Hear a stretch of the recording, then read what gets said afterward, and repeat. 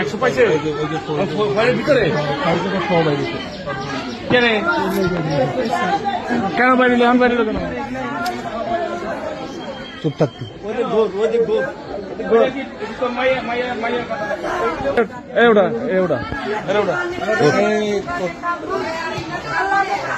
তোর নাম কি? নাম কি? আরিফুল ইসলাম। বাড়ি কই? গোয়ালিমান্ডা। জিজ্ঞাসাবাদ জিজ্ঞাসাবাদ করে কেন কি বোঝো না দুধু খাও। পার্টি আছে, পদ্মনা পার্টি আছে, সবাই আছে।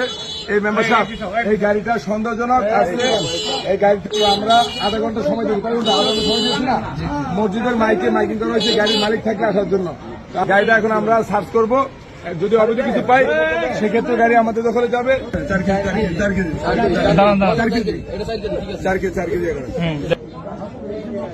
4 কেজি 11 আর 4 কত 15। আপনারা দেখছেন তো? সবাই দেখছেন?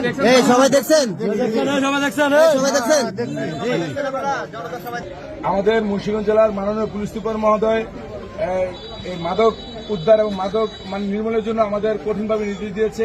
যে স্যার জয়েন করার পরে বলেছে যে মাদক মুক্ত হবে, এবং গোয়ালে মান্দা সম্পর্কে স্যারের খুব ধারণা আছে যে এখানে একটা মাদকের স্বর্গরাজ্য।